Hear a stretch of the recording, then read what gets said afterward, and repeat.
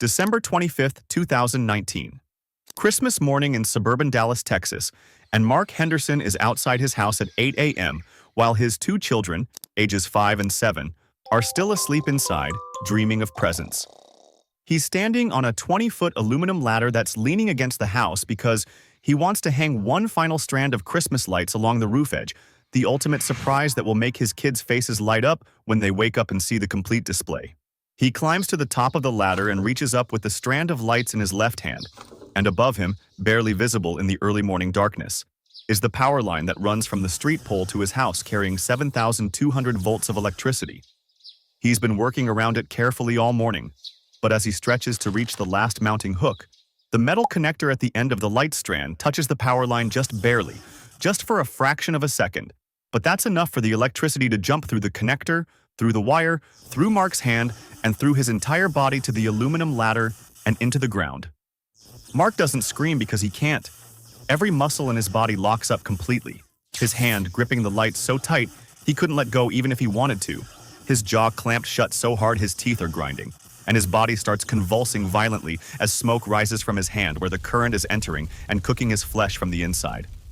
His wife Jennifer happens to look out the kitchen window and sees him shaking on the ladder, and at first she thinks he's just cold. But then she realizes something is terribly wrong because he's not moving right. He's not climbing. He's just frozen up there, shaking like he's having a seizure. She runs outside screaming his name, but stops herself from touching the ladder because she realizes he's being electrocuted, and if she touches it, she'll die too. So she runs back inside to the circuit breaker panel and throws the main switch to cut all power.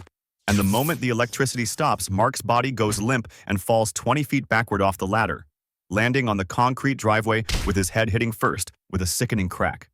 Jennifer runs to him and starts CPR, pumping his chest and breathing into his mouth.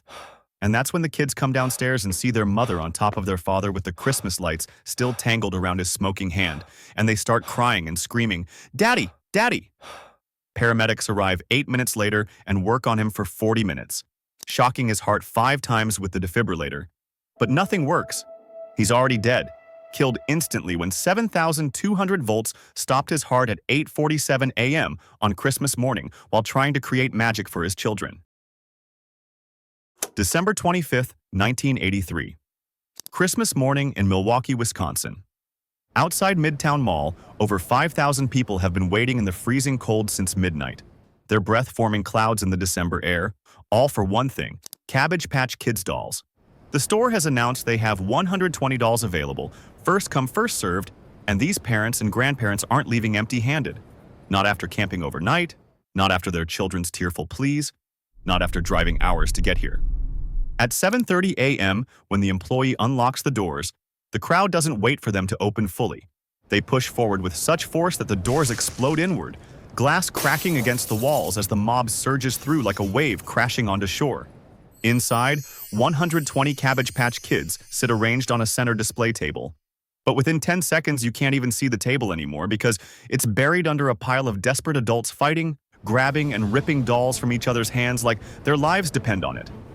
A woman in her 40s manages to grab 2 dolls, one for each daughter, but another woman tackles her from behind, and they both crash to the floor, punching and scratching each other over stuffed toys while 3 more people die for the dolls that went flying. A 7-year-old boy named Timothy came with his mother that morning, holding her hand as she told him to stay close. But when the doors burst open, the crowd separated them like a riptide, and Timothy, small, just 4 feet tall and 60 pounds, falls right inside the entrance where hundreds of people stampede over him without even noticing. He tries to scream but can't breathe because the weight of all those feet is crushing his chest, and he feels his ribs crack one by one as his lung collapses, while 20 feet away his mother fights for a doll, completely unaware that her son is dying under the stampede. 20 minutes later, when the chaos finally calms and people start leaving with their prizes clutched to their chests, someone finally sees Timothy lying motionless on the floor, his face purple, his eyes open but unseeing, and his mother finds him just as paramedics arrive to rush him to the hospital, where he falls into a coma with broken ribs, a collapsed lung, and severe brain damage from oxygen deprivation.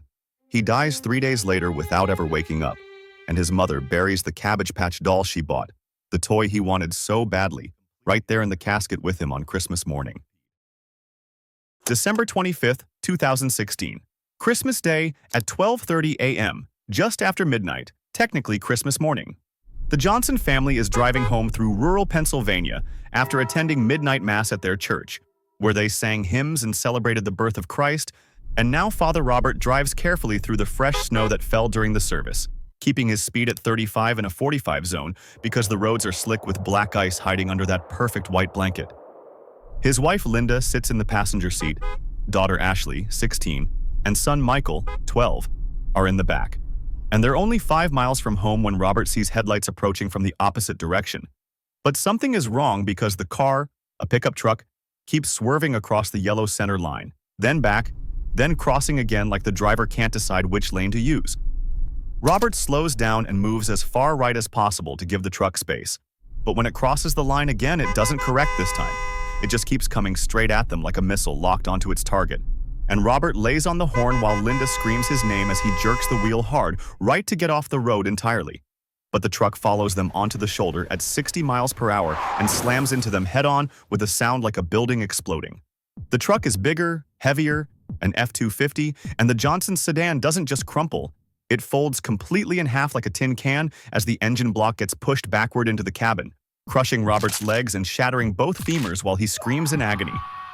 Linda's airbag deploys, but the impact is so severe that her neck snaps instantly, killing her before she even registers what happened.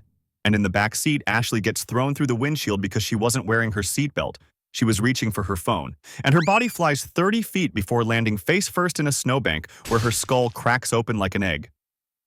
Michael was wearing his seatbelt, but the force breaks the metal buckle and throws him forward against the back of his mother's seat with such violence that his spine shatters at 3 points, paralyzing him instantly from the chest down.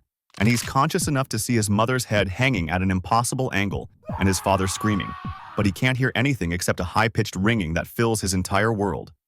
The drunk driver stumbles out of his truck completely unhurt thanks to his airbags, his blood alcohol level at 0.24, 3 times the legal limit. And he doesn't even remember leaving the Christmas party where he'd been drinking since 6 p.m. Doesn't remember getting in his truck, doesn't remember any of the drive. And when police arrive 15 minutes later, they find Robert trapped and screaming, Linda dead with a broken neck, Ashley dead in the snow, Michael paralyzed and crying, and the drunk driver sitting on the curb asking, "What happened?"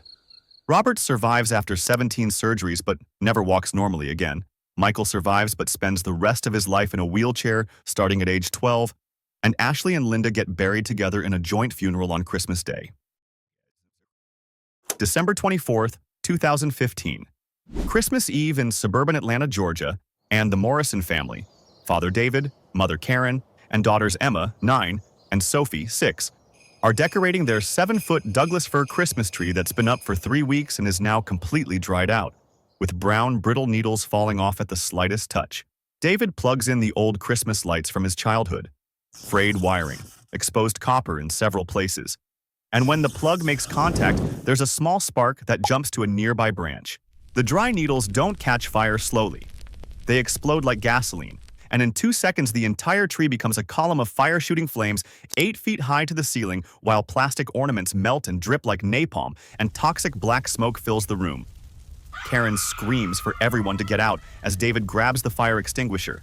But upstairs, Emma and Sophie hear their mother screaming and run to the stairs where they see the entire living room engulfed in flames, curtains, couch, carpet, and realize they can't go down because the stairs are already burning with black smoke pouring up like a chimney. David's fire extinguisher does nothing against the inferno, and when Karen tries to run upstairs, David has to drag her outside while she screams, my babies are up there." The house is fully engulfed in 4 minutes, and when firefighters arrive 6 minutes later, the structure is too unstable to enter. Upstairs, Emma and Sophie ran to the bathroom where they closed the door, filled the tub with water, and stuffed wet towels under the door. But smoke comes through the vents and cracks, filling the room with thick toxic fumes. Emma holds her little sister in the bathtub with wet towels over their faces, telling her, "It's okay, Daddy will get us." But Sophie is coughing and crying, saying, "I can't breathe, Emmy." And Emma holds her tighter, saying, "Just hold your breath, But the smoke fills their lungs with carbon monoxide and Sophie goes limp first. And Emma tries to shake her awake, saying, Sophie, please," before she stops moving too. Firefighters find them 2 hours later. Both girls still in the bathtub with Emma's arms wrapped around Sophie. Both dead from smoke inhalation. Both still in their Christmas pajamas, having died on Christmas Eve while waiting for Santa Claus.